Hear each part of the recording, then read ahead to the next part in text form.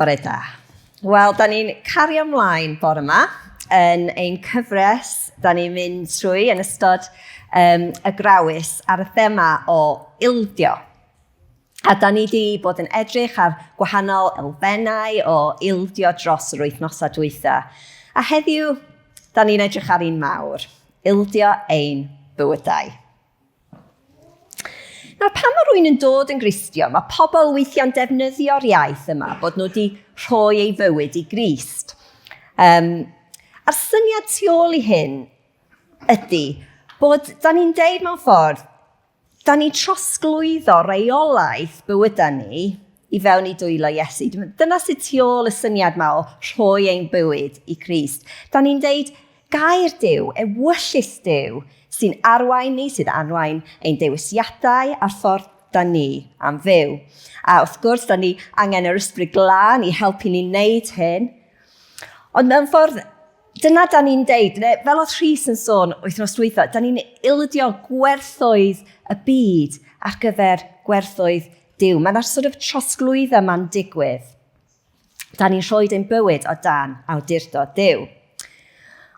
Ond, os da chi rhywbeth fel fi, dwi'n siŵr da chi'n gyd yn cadnabod, does na ddim fel rhywbeth sort of magic yn digwydd ar y diwrnod yna lle da ni'n dod yn Gristion, a wedyn da ni'n byw rhyw bywyd perffaith a beth yn neud yn byd yn anghywir. Wrth gwrs dim, da ni gyd yn works in progress, dwi sicr yn. Yn hytrach na digwyddiad un waith ydy rhoi ein bywyd i Iesu. Actually, mae rhywbeth sy'n rhaid digwydd tro ar ôl tro, diwrnod ar ôl diwrnod. A dyna y rhoi yr ildio am bywydau dyddiol yma, da ni am trio edrych ar heddiw. A na i rhoi health warning i chi, mae o'n heriol. Dwi wedi cael fe'n herio wythnos yma yn edrych ar hyn. A dwi eisiau deud, dwi'n sefyll yma fel rhywun sydd sicr yn work in progress a ddim hefo hyn i gyd yn sorted. So dwi'n siarad gymaint i fi fy hun a dwi i unrhyw un arall. Ond yr adnodau da ni am edrych ar heddiw i trio darpacio hyn chydig. Maen nhw'n dod o llyfr Ioan, Efengil Ioan yn y Beibl, so un o'r llyfrau sy'n sôn am bywyd Iesu. Rhai adnodau o Ioan 11 a rhai o Ioan 12. So, y cyd-destun o Ioan 11 ydy hyn. Mae'n y dyn o enw Lazarus, oedd yn brawd i dwy ddynas Mair a Martha. Mae o'n byw yn Bethania. Ac mae o'n sal iawn.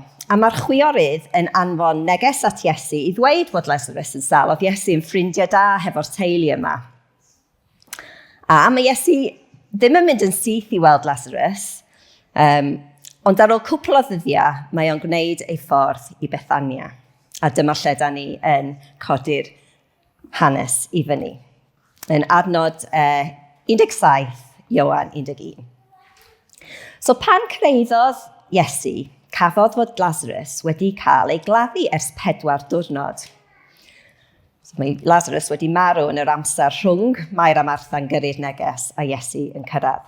Roedd Bethania llai na 2 filltir o Jerusalem, a roedd llawer o bobl o Judea wedi dod at Mair a Martha i gyd yn deimlad â nhw ar golli ei brawd. Pan glywed Martha fod Iesu'n dod, aeth allan i'w gyfarfod, ond arosodd Mair yn y tŷ. Arglwydd medda Mair wrth Iesu, tasa ti wedi bod yma, fyddai fy mrawd ddim wedi marw. Ond hynny, dwi'n dal i gredu y bydd Duw yn rhoi i ti beth bynnag rwy ti'n ei ofyn ganddo. Dywedodd Iesu wrthi, bydd dy frawd yn dod yn ôl yn fyw. Atebodd Martha, dwi'n gwybod bydd o'n dod yn ôl yn fyw, adag yr atgyfodiad ar y dydd olaf. Dywedodd Iesu wrthi, fi ydy'r atgyfodiad a'r bywyd. Bydd pawb sy'n credu yn y fi yn dod yn fyw iddyn nhw'n farw. A bydd y rhai sydd yn fyw ac yn credu yn y fi ddim yn marw go iawn. Wyt ti'n credu hyn? Ydw arglwydd, medda Martha wrtho. Dwi'n credu mai ti ydy'r Meseia, mab Duw, yr un oedd yn dod i'r byd. Os dim amser gyda ni bore yma, ond os ydych chi'n cerdded darllen ymlaen yn y hanes yma, mae yna sgwrs arall hyfryd rhwng Iesu a Mair, y chwaer arall, ac yna mae Iesu yn mynd a codi Lazarus yn ôl yn fyw. Mae'n stori anhygoel. Ond da ni'n neidio ymlaen o'n i Ioan 12, adnodau 23 i 26. So mae hyn rhai wythnosau wedyn. Mae'r amser wedi dod i mi, Iesu sy'n siarad. Mae'r amser wedi dod i mi, mab y dyn, gael fy anrhydeddu. Credwch i fi, os nad ydy hedyn o wenydd yn disgyn ar y ddeiar a marw, bydd yn aros fel y mae, yn ddim ond un hedyn bach, ond os bydd yn marw, bydd yn troi yn gnwd o hadau. Bydd y sawl sy'n meddwl am neb ond fe hun yn colli ei fywyd, tra bydd y sawl sy'n rhoi ei hun yn olaf yn y byd yma yn cael bywyd tragwyddol. Os da chi am fy wasanaeth i, rhaid i chi ddilyn yr un llwybr a fi. Byddwch chi'n cael eich hun i'r un sefyllfa a fi. Y rhai sy'n gwasanaethu i fydd Duw fy nhad yn ei handredyddu. Geiriau mawr. So, da ni am cychwyn bore yma hefo brawddau canolig Iesu nath ni darllen yn yr adnodau Ioan 11. Fi ydy'r atgyfodiad a'r bywyd. Mae'r hanes yn un hyfryd, mae o'n drist iawn, ond mae'n hyfryd gweld cymeriadau y pobl yn dod allan. Mae Martha, mae hi'n devastated, mae brawd hi wedi marw. Oedd hi'n gwybod sa Iesu wedi gallu iachau o. A mae hi'n mynd allan, a mae hi yn onest iawn gyda Iesu. Mae hi'n vulnerable iawn gyda fo. Mae'n deud, arglwydd, tasa ti wedi bod yma, fyddai fy mrawd ddim wedi marw. A mae Iesu'n atab hi, bydd dy frawd yn dod yn ôl, yn fyw. O, dwi'n gwybod hynny, mae'n deud. Dwi'n gwybod fydd o'n dod yn ôl. Adeg yr atgyfodiad y dydd olaf. Nawr, roedd rhan fwyaf, dim gyd, ond rhan fwyaf o'r Iddewon ar y pryd yn credu yn yr atgyfodiad i dod. Fysa nhw'n darllen llyfr Eseia fel ni. Yn Eseia 65 a 66, mae'n sôn am y nefoedd newydd, yr ddeiar newydd. Yr atgyfodiad yma fydd yn y dyfodol, yr amser yn y dyfodol, pan bydd Duw yn rhoi popeth yn iawn. Oedd hi'n credu yn hynny. Ond mae Iesu yn ymateb gyda'r datganiad mwyaf. O'n i trio meddwl am y gair Cymraeg, o'n i'n methu audacious, really. Mae'n deud, fi ydy'r atgyfodiad a'r bywyd. Fi ydy. Bydd pawb sy'n credu yn y fi yn dod yn fyw iddyn nhw marw, a bydd y rhai sy'n fyw ac yn credu yn y fi ddim yn marw go iawn. Wyt ti'n credu hyn?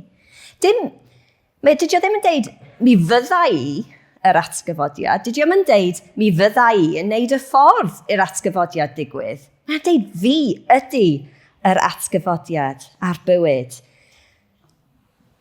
Oedd hwn yn peth mor fawr i ddeud. Os oedd e ddim yn wir, saf o'n hollol awful i rwy'n deud hyn, ond mae o'n wir. Mae o'n deud mae'r creadigaeth newydd yn cychwyn gyda Iesu. Dydio ddim just yn doctrine, dydio ddim just yn ffaith i'r dyfodol. Mae'r person, yr atgyfodiad ei hun, yn sefyll o flaen Martha yn gofyn cwestiwn hi, yn annog hi i cymryd y cam mawr na o ffydd a gobaith. Mae o'n gofyn i Martha ail siapio'i dealltwriaeth yn llwyr, mewn ffordd radical iawn, yn deud, fi, Iesu, fi ydy ffynhonell bywyd, ffynhonell yr atgyfodiad, ffynhonell bywyd tragwyddol. A mae'r un cwestiwn yma i ni heddiw, mae'n gofyn i Martha, wyt ti'n credu hyn? A mae'r un cwestiwn i ni bore yma, ydyn ni'n credu hyn? Ydyn ni'n credu bod Iesu ydyw ffynhonell bywyd? Fo ydy'r ffordd i'r fywyd a'r bywyd tragwyddol. Ac wrth gwrs, mae'r sgwrs yma gyda Martha yn digwydd cyn y groes, yn dydy? Cyn groes a atgyfodiad Iesu. A pen cwpl o wythnosau ar ôl hyn, fydd geiriau yna'n cael ei brofi go iawn. Ac wrth gwrs, mae'r atgyfodiad yn digwydd, a mae popeth mae Iesu yn deud yn cael ei vindicatio, cael ei cyfiawnhau. Ond oedd rhaid mwyn cael ei lle yna o vindicatio'r cyfiawnhau y geiriau yna, o rhaid i Iesu dilyn llwybr anodd iawn yn doedd. A dyna da ni'n darllen yn yr adnodau o Ioan. Rhai wythnosau ar ôl bod gyda Mair a Martha, a dod â Lazarus yn ôl yn fyw, mae o'n dechrau sôn am ei fywyd, am ei marwolaeth fo ei hun. Credwch chi fi, os nad ydy hedyn o wenydd yn disgyn i'r ddaear a marw, bydd yn aros fel y mae, dim ond un hedyn bach. Ond os bydd yn marw, bydd yn troi yn gnwd o hadau. Dwi yn caru cyfnod y Gwanwyn, ydych chi? Dwi yn caru gweld y blodau yn dod trwad, a dwi'n edrych ymlaen dros yr wythnosau nesau plannu mwy o hadau yn yr ardd. A os ydych chi'n meddwl am y syniad o plannu hadau, da ni'n neud o'n gwybod, neu'n gobeithiol iawn fydd rhywbeth yn tyfu. Dwi ddim bob tro yn achos fi. Ond wrth gwrs ar y wyneb, mae o'n rhywbeth ridiculous i wneud, i claddu rhywbeth, dydy, i fynd i fewn i'r ddeud, it doesn't look good. Mae'r hedyn yn mynd i fewn i'r tywyllwch, i fewn i'r ddeiar. Ond da ni'n gwybod, wrth gwrs, fydd blodau'n dod. Ond mae Iesu'n defnyddio'r dalun yma i disgrifio ei hun. Mae rhaid i fo cael ei hau fewn i farwolaeth, a marwolaeth erchyll ofnadwy ar y groes. Ond trwy hynny, mae o am brwydro yn erbyn marwolaeth, brwydro yn erbyn pechod, a mae o'n dod nôl yn dduw. A mae o'n dod ar bywyd a'r atgyfodiad yna, a pwrpas a gobaith i ein bywydau ni. Ond ffrindiau, os da ni edrych ar yr adnodau yma, da ni'n gweld bod Iesu dim just yn siarad am fo ei hun. Mae o'n deud ydy, mae rhaid i ni dilyn yr un llwybr â fo. Mae yna her, mae'n ond gwahoddiad i byw yn hunan aberthol fel Iesu, i ildio ein bywydau. A dwi'n meddwl mae yna 3 peth da ni gallu cymryd o'r adnodau yma i helpu ni gweld beth ydy ildio ein bywydau. Os da ni'n cael y sleid nesaf, dwi wedi rhoi nhw mewn bold, dwi'n gwybod os da chi'n gweld. Mae yna 3 peth dwi eisiau tynnu allan. Y syniad yma o rhoi ei hun yn olaf, geiriau Iesu di hwnna, bydd yr un sydd yn rhoi ei hun yn olaf yn cael bywyd tragwyddol. Da ni edrych ar hynny. Da ni am edrych ar be mae'n golygu i ddilyn yr un llwybr y Iesu. Os da chi'n wasanaethu i, rhaid i chi ddilyn yr un llwybr. Ond da ni am gorffan, peidiwch poeni ar nodyn mwy uplifting. Yr addewid yma, bod y pobl sy'n neud hyn yn cael ein anrhydyddu. A wrth gwrs, yn cael bywyd tragwyddol. So dyna'r 3 peth da ni am sbiar. Dim llawer o bethau wedi newid ein bywydau mwy yn y 20 mlynedd dwytha ella na'r ffôn symudol, nag oes. A un o'r pethau mwy o game-changing am y ffôn symudol, dwi'n siŵr da chi'n cytuno, ydy'r camera. Pwy yma sy'n cofio am yr amser pan oedden ni'n mynd am dro i rwla, lla fyny mynydd, neu i ryw rhaeadr, neu lla i weld ryw adeilad mawr mewn ryw dinas. Oedden ni'n jyst yn sefyll ac edrych. A gwerthfawrogi. A cymryd o i gyd i fewn. Ella, sa gynnon ni camera yn yn bag, a sa ni'n tynnu fo allan, cymryd lluniau, gynnon ni ddim syniad sy'n nhw'n troi allan, achos o rhaid i gyrru'r ffilm i ffwrdd, neu mynd i fewn i siop. Ond dim ond cwpl o luniau fysa safonol, sa ni'n gwerthfawrogi fo. Wan wrth gwrs, beth sy'n digwydd pan da ni'n mynd am dro i rwla? Mae'r ffonau allan, a dim just lluniau, be da ni'n cymryd os da ni'n onest? Selfies. We are all about the selfies. Os da chi'n edrych ar unrhyw social media, selfie ar ôl selfie, a dwi'n sbio ar y pobl ifanc, na i ddim enwi neb, ond mae'n rhywun sydd wedi perfectio'r, mae'r gwefisa'n mynd a mae'r bysedd i fyny. We're all about the selfies. Dim byd yn bod efo selfies, gai deud, in moderation, maen nhw'n iawn. Ond os da ni'n meddwl am y selfie, os dwi'n cymryd selfie, fi ydy'r ffocws. Mae'r mynydd na'r rhaeadr yn y cefndir tydi, ond fi ydy'r ffocws. Fi ydy fel testyn y llun, fi sy'n canolig, fi sy'n bwysig. A Ac ella, os da ni'n onest, weithiau dyna sut mae postio ein bywyd ni. Mae o fel da ni ar selfie mode. Dwi'n gwybod fy hun. Be dwi'n aglygu? Wel, pan da ni'n weld bywyd a mae'n postio ni yn Outlook ni ar selfie mode, fi dwi'n meddwl am y mwyaf. Fi di'r canolbwynt y llun, fi di'r prif destun. Ac wrth gwrs, mae'r filters yn does. Dwi'n hoffi, dwi ddim yn hoffi, dwi'n gorfod mynd i ffwrdd hefo gwaith yn aml. Dwi'n hoffi ffonio adre pan dwi yn i ffwrdd hefo'r gwaith, a da ni'n cael video calls. A fyddai'n siarad hefo Martin fel arfer yn gyntaf, a wedyn mae'r ffôn yn mynd i Ildio, dwi'n clywed popeth am ei diwrnod hi, a wedyn mae'r ffôn yn mynd i Caleb. A na i gofyn, sut wyt ti? Da. Sut oedd ysgol heddiw? Da. A dyma sut o'n i'n cael y sgwrs fel hyn gyda Caleb cwpl o wythnosau nôl, o'n i yn Cas Newydd. A mwy o sydyn, di Caleb ddim yn ista'r soffa yn lolfa yn Hendra. Mae ar y lleiad, mewn rhyw spacesuit. A wedyn eiliad wedyn, mae wedi troi yn fewn i ynifal efo rhyw clustia fawr. Mae o'n defnyddio'r filters. Os da chi ddim yn gwybod be dwi'n siarad am, gewch chi gofyn i Caleb dangos i chi wedyn filters ar y ffôn. Ond yn mynd nôl i'r delwedd o yda ni weithiau ar selfie mode yn bywyd ni, mae yna filters da ni'n gallu rhoi ymlaen i helpu ni gweld bywyd mewn ffordd. So os dwi'n mewn selfie mode, weithiau mae yna filter self-pity. Rwy'n arall yn gallu hunaniaethu efo'r filter yma, lle dwi fel, woe is me, sneb yn deall pa mor anodd mae bywyd fi. Da ni'n mynd i fewn i victim mode, neu weithiau mae yna filter o beirniadaeth o'n i'n hynna. Da ni'n mynd i fewn i ryw lle o dwi mor ofnadwy, dwi'n methu neud dim byd. Mae'r filter yna, mae'r ffocws dal ar fi. Neu filter, sort of, the opposite, i'r arall, o filter o pride, balchder. Lle actually mae'r filter lle da ni'n gweld yn hynna a gweld bywyd ydy, da ni'n gallu gwneud dim byd yn anghywir a mae pawb arall yn anghywir.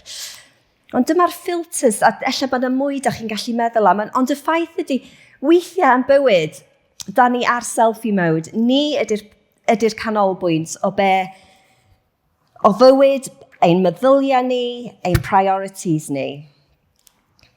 Ond fel Gristnogion, mae yna botwm da ni angen bwyso. A fydd o'n dod i fyny rwan. Na fydd. Na, ond y botwm lle ti yn newid o fod yn selfie i sbio allan. Technical hitch. Da chi'n gyd yn gwybod beth ydy. Ar y camera, ar y ffôn, mae yna botwm does, sy'n mynd o selfie i edrych allan. A dyna da ni angen ei bwyso. A mae o rhywbeth intentional da ni angen yn neud. A dwi'n meddwl, default pawb, default fi, ydy fod ar selfie mode. Dwi yn tueddiad ydy meddwl am fi fy hun gyntaf, i meddwl am sefyllfa fi, ond da ni angen pwyso'r botwm na a edrych allan. Edrych allan i Dduw, i Iesu ac i'r byd. Mae Hebreaid 12:2 yn deud, rhaid i ni hwylio'n sylw ar Iesu. Iesu ydy canolbwynt y llun, y darlun, bywyd, dim ni. Da ni angen bod yn y cefndir, Iesu ydy'r ffocws. A Philippiaid 2:4, meddyliwch am bobl eraill gyntaf yn lle ddim yn meddwl amdanoch chi'ch hunan. Mewn geiriau arall, troi eich hunan i ffwrdd o selfie mode, pobl arall gyntaf, Duw gyntaf, fi olaf. A'r filter da ni'n rhoi ymlaen, wrth gwrs, ydy filter y groes, filter cariad Iesu. A dyna, da ni'n edrych ar y byd, edrych ar y pobl sydd yn dioddau, edrych ar sefyllfeuoedd yn y byd sydd angen cariad Iesu. A dyna, da ni yn cael ei galw i wasanaethu. Ond mae hwn yn anodd. Ond da ni angen troi yn ffocws off ni yn hynna. Nawr, dydy hwn ddim yn deud bod da ni ddim yn gwerthawr. Mae'r pethau mae'n gallu cymryd i un fatha eithriad na'r llall. Da ni gyd yn gwerthfawr. Mae Duw yn caru ni.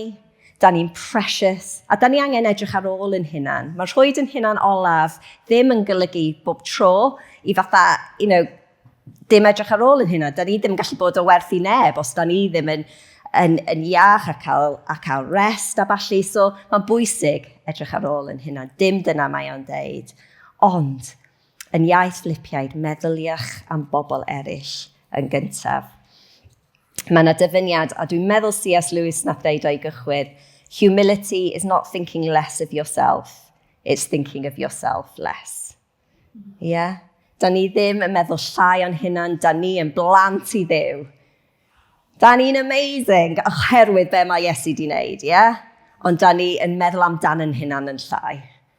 Achos, da ni angen edrych ar Dduw a meddwl am y byd o'n gwmpas ni. A mae hwn yn heriol. Ond o'n i trio meddwl yn ymarferol be mae hwn yn golygu. A fydd rhaid i ni gyd chwilio am be mae hwn actually yn golygu'n ymarferol i ni. Ond o'n i'n meddwl am, jyst i roed un enghraifft i chi, dod i'r capel bore yma. Be di'r ein postio ni? Ydyn ni'n gweddio cyn dod? Dyw gai bendithio rwy'n bore yma. Nid i arwain fi roed gair o nogaeth, gair o fendith i rwy'n. Gad i fi addoli ti gyda'r calon ti'n heiddi. Neu ydyn ni'n dod yn meddwl, wel, dwi'n gobeithio bydd nhw'n canu emyn gorau fi, cos dwi'n really mwynhau hwnna, a dwi'n gobeithio gai fendith bore yma. Mae hyn yn extremes, ond ydych chi'n dall be dwi'n feddwl, mae'n subtle, ond be di'r outlook, be di'r postio, be di'r agwedd da ni'n dod i fewn i bethau. A gymaint a phosib, mae rhaid i ni trio pwyso'r botwm na i sbio allan yn lle sbio ar ni yn hunan. Fel dwi dweud, mae hwn yn gair rili heriol i fi hefyd. Mynd ymlaen i'r ail pwynt, dilyn yr un llwybr a Iesu. Os ydych chi am fy wasanaeth i, rhaid i chi dilyn yr un llwybr a mi. Sef llwybr y groes, byddwch chi'n cael eich hun yn yr un sefyllfa â ni. Mae ildio ein bywydau yn cynnwys bod yn barod i risgio popeth ar gyfer Iesu. Nawr i ni yng Nghymru heddiw, mae'n anhebygol iawn fydd hwn yn golygu risgio bywyd yn llythrennol, ond wrth gwrs i lot o Gristnogion rownd y byd, dyna ydy reality, y brawddeg yma. Dyna ydy reality. Mae Open Doors, yr elusen sy'n cefnogi'r eglwys sydd o dan erledigaeth, yn deud cafodd bron 5,000 o Gristnogion ei ladd am ei ffydd blwyddyn dwytha. A mae un yn pob 7 Gristion yn gwynebu discrimination neu erledigaeth oherwydd ei ffydd. A mae yna criw ohonoch chi, dwi'n gwybod yn yr eglwys yma yn gweddio a cefnogi trwy Open Doors sydd yn briliant. Mae'n anhebygol fydden ni yn y sefyllfa yma, ond da ni ddim yn gwybod. Ond i ni, beth ydy o'n golygu? A eto mae hwn rhywbeth mae rhaid i ni gyd adlewyrchu ar be mae'n golygu i ni. Ond i marw'n hunan, to die to self, pob diwrnod, i rhoi Iesu ei deyrnas, ei ewyllus gynta, i risgio perthnasau, pethau ar gyfer o. Ella bod i ni, mae edrych fwy fel risgio reputation, bod pobl yn edrych lawr arno ni, achos da ni deud bod da ni'n Gristnogion, neu da ni sefyll i fyny mewn sgwrs ar rhywbeth da ni'n gwybod sydd yn bwysig i Dduw. Ella bod o'n golygu ildio fatha ambitions ni, achos dyn nhw ddim yn matcho i fyny gyda be da ni'n gwybod mae'r Beibl yn deud. Ella mae o'n golygu deffro bob bora, jyst cynnig yn hunan i Iesu fel aberfyw i wneud beth bynnag mae o isio gyda yn y diwrnod yna, beth bynnag di'r cost. Oedd noson codi mawl di Sul dwytha, oedd o'n noson fendithiol iawn, a oedd yna gwahoddiad i ddod â geiriau neu dod i weddio. A nath rwy'n dod ymlaen, a dydy hi ddim yn rhan o'r eglwys yma, so dydy hi ddim yn gwybod am y cyfres o ildio. Ond dod ar gair bod da ni angen ildio pob rhan o ein bywydau i Iesu. Pob rhan. A mae'n hawdd iawn i ni compartmentalisio bywyd ni, dydy. A da ni'n meddwl mae Duw dim ond really, gyda fo be da ni'n neud ar bore Sul, dwi'n gwybod mae'n extreme, ond da chi'n gwybod be dwi'n feddwl. Oedd Ildio di cael, sorry, going off on tangent wan, Steddfod rhanbarthol nos Wener. A oedd y côr yn cyfarfod mewn capel yn Pen y Groes cyn yr Eisteddfod i ymarfer. Oedd Ildio dweud, oedd yr athrawes di dweud, da ni cael defnyddio'r capel yma ar un amod, bod neb yn rhegu.